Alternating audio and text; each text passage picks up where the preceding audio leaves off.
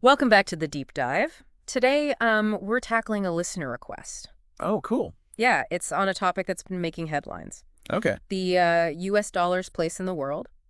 You've sent us some thought-provoking articles, research papers, Oh. even a fiery statement from Donald Trump himself. Oh, boy. So get ready Right? to explore dollarization Okay. and what it means for the future of the global economy. It's a fascinating and timely topic, Yeah. especially with so much discussion about shifting global power dynamics. To kick things off, let's just break down what dollarization actually means. Right. It sounds kind of like something out of a dystopian novel. It's not quite as dramatic as that, Right. but it does have some significant implications. Okay. Essentially, dollarization is when a country adopts the U.S. dollar Okay. as its primary currency for trade and reserves, Okay. even if they don't use it for like everyday transactions within their borders. So it's more about the dollar's role on the international stage, Yep. not necessarily replacing a country's local currency for things like buying groceries or paying rent. Precisely. It's What? about how countries interact financially Okay. with each other. That makes sense. Yeah. So why are some countries looking for alternatives to the U.S. dollar in the first place? Well, there are several factors at play. Right. One key driver is the desire among certain nations, Okay. particularly the BRICS nations, Brazil, Russia, India, and China, Oh, right. to reduce their reliance on the U.S. dollar Okay. and create a more multipolar world. Mm. They see the dominance of the dollar as giving the U.S. too much influence over the global economy. You might be wondering how this impacts you personally. Right. Well, the strength of the dollar has a ripple effect on everything, from the price of imported goods to the interest rates you pay on loans. That's right. And there's another fascinating example of this shift away from the dollar that's been in the news recently. Where? The oil deal between China and Saudi Arabia. Oh, right. I read about that. They're using the Chinese yuan to settle oil trades now. Exactly. This is a significant development. As oil has historically been priced and treated in U.S. dollars, Right. this system, often referred to as the petrodollar, has been a cornerstone of the U.S. dollar's global dominance for decades. Wow. Now, this deal signals a potential power shift as it cracks the foundation of that system. That's a big deal. It seems like the U.S. dollar is facing some serious competition. Yeah. So how does this trend of de-dollarization affect the U.S. economy? Well, to understand that, we need to look at the role of U.S. Treasury bonds. Okay. When countries buy U.S. Treasury bonds, Right. they're essentially lending money to the U.S. government. Okay. A strong dollar makes these bonds more attractive, lowering borrowing costs for the U.S. Right. This, in turn, can influence interest rates for things like mortgages and car loans. Okay, I see what you mean. So if the demand for U.S. Treasury bonds weakens because of de-dollarization, Yeah, it could lead to higher interest rates in the U.S. And that would obviously impact borrowers. absolutely. It could also potentially lead to inflation, making goods and services more expensive for everyone. So a strong dollar isn't always a good thing then. I always thought a strong dollar was a sign of a healthy economy. It's not quite that simple. A strong dollar can benefit consumers by keeping import prices low, which is great for those who love buying goods from overseas, but it could also make it more difficult for American companies that export their products. I hadn't considered that perspective before. Could you give an example of how that might play out in the real world? Take a company like Tesla, for instance. They sell a significant portion of their electric cars in China Right. when the dollar is strong. Yeah. Their cars become more expensive for Chinese consumers, Mm. potentially hurting their sales and earnings. It's interesting how a seemingly abstract concept like currency fluctuations can have such a concrete impact on businesses and consumers. It really highlights the interconnectedness of the global economy. Speaking of interconnectedness, let's shift gears for a moment and talk about something that really grabbed my attention. Donald Trump's recent statement on dollarization. Ah, yes. That was quite a statement. I was reading that he threatened to impose a 100% tariff on any country that attempts to move away from the U.S. dollar. 100%. Wow. That just seems so extreme. What do you make of that? It's definitely a bold move. Some analysts see it as a bluff, a way to try and scare countries into sticking with the dollar, without actually intending to implement such a drastic measure. But wouldn't a 100% tariff be disastrous for everyone involved? It seems like it would be cutting off your nose to spite your face. It's true. Such a policy could have a ripple effect throughout the global economy, disrupting trade relationships Yeah. and potentially leading to even more economic instability. Mm. However, others believe that he might actually follow through with his threat. Really? It's hard to say for sure what his intentions are, Mm. but it certainly adds another layer of complexity to the situation.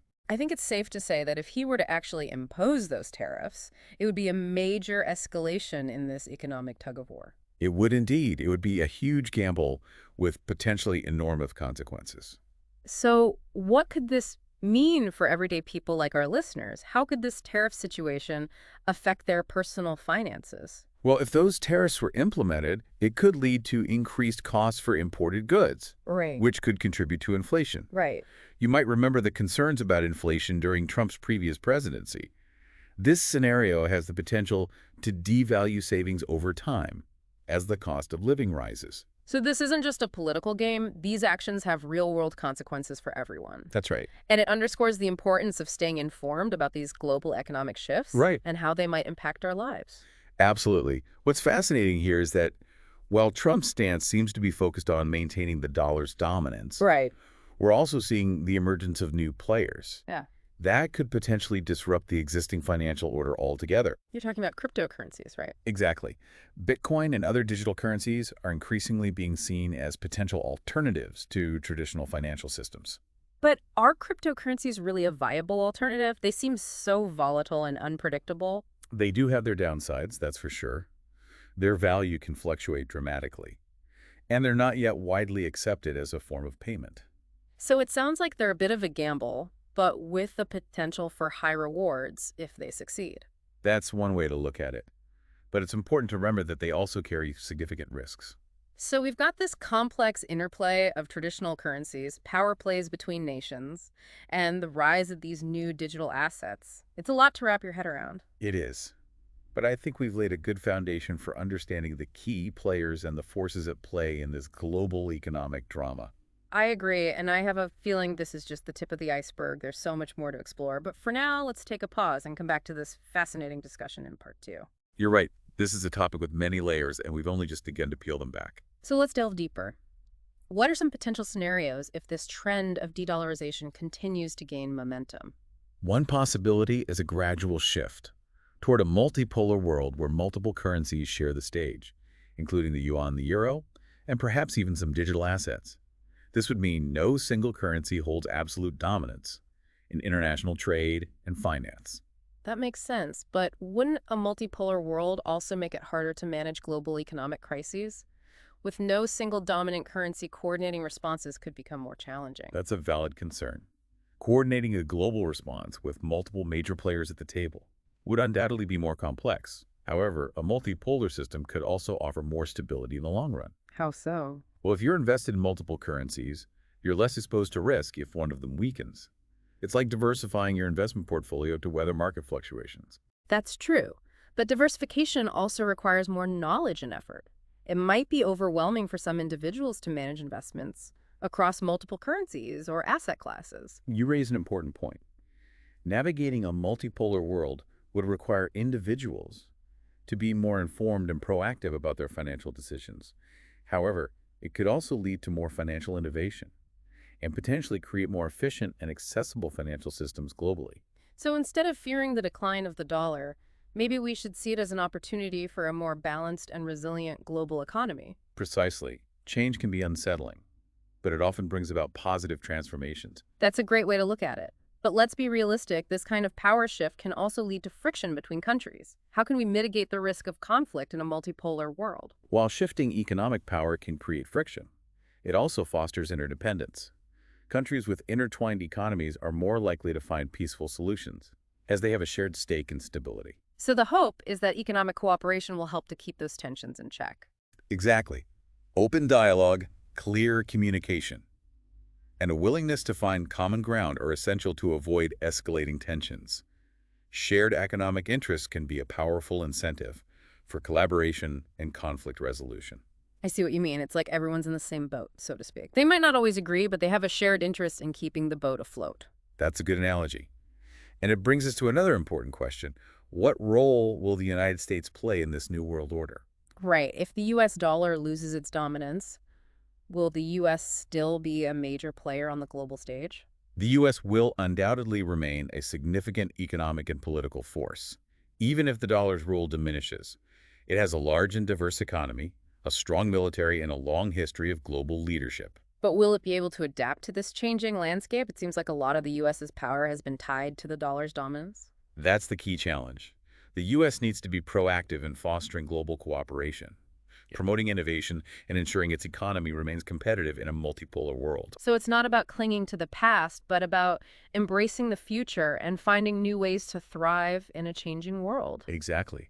It's about recognizing that change is inevitable and adapting to those changes in a way that benefits both the U.S. and the global community. This deep dive has shed light on the intricate workings of the global financial system.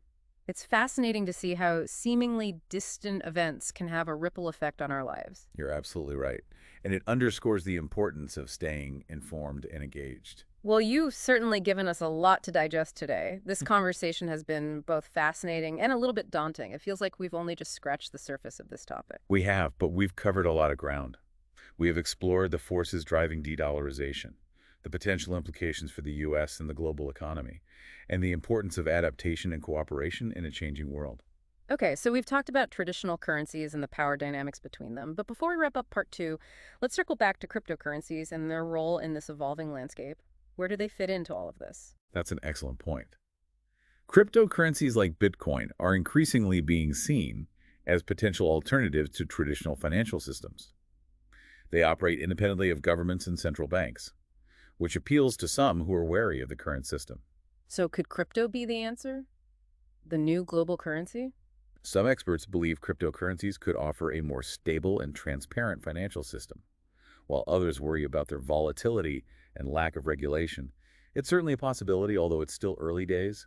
Their long-term viability is still being debated, but their rise definitely adds another layer of complexity to the future of global finance. It's almost like they represent a wild card in this whole global economic poker game. I like that analogy. It captures the uncertainty and the potential for disruption that cryptocurrencies bring to the table. This is all so much to take in. It feels like we're living through a historical turning point in global finance. We are, and it's both exciting and a little bit unnerving. Well, I, for one, am eager to hear your insights on where this might all be heading, but we'll have to save that for part three of our deep dive.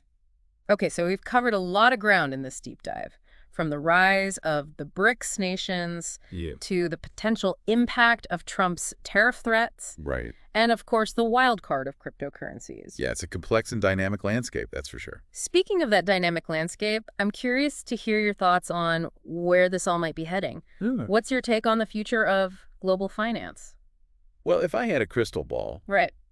that could predict the future of the global economy. Yeah. I'd be on a beach somewhere, sipping cocktails. Right. But in all seriousness, I think we're in a period of transition, Okay.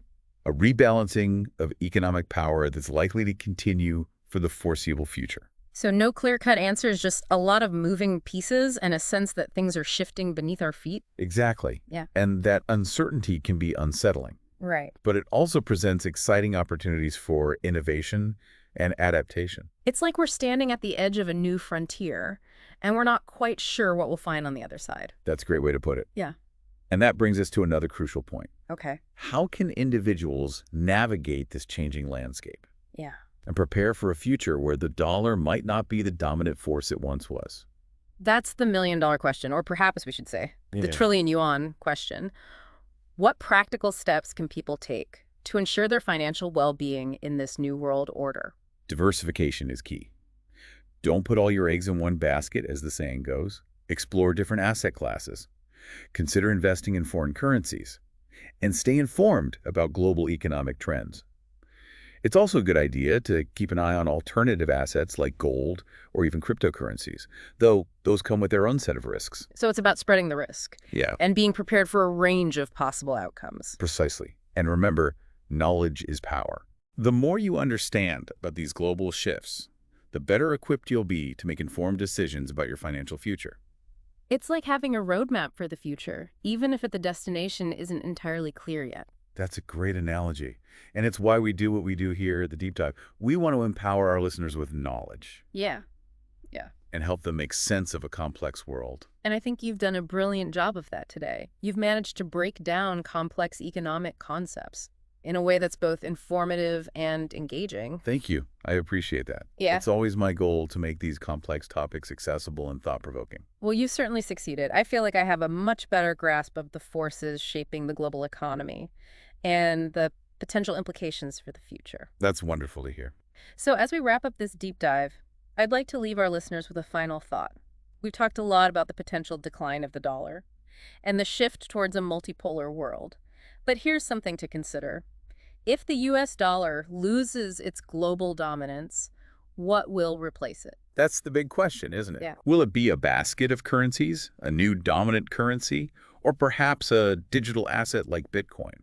Or something entirely new that we haven't even imagined yet? Right. The future is full of possibilities, both exciting and uncertain. It's like a vast uncharted territory waiting to be explored. And that's both exhilarating and a little bit daunting. It is. But I think the key is to stay curious, stay informed, and stay adaptable. Embrace the challenges and the opportunities Yeah. that this new landscape presents. That's great advice. So to our listeners, as you navigate your own financial journeys, remember that the world is changing and the old rules may no longer apply. Stay informed, diversify your investments, and don't be afraid to embrace new possibilities. Keep exploring, stay curious, and until next time, happy diving. And from all of us here at The Deep Dive, thanks for listening.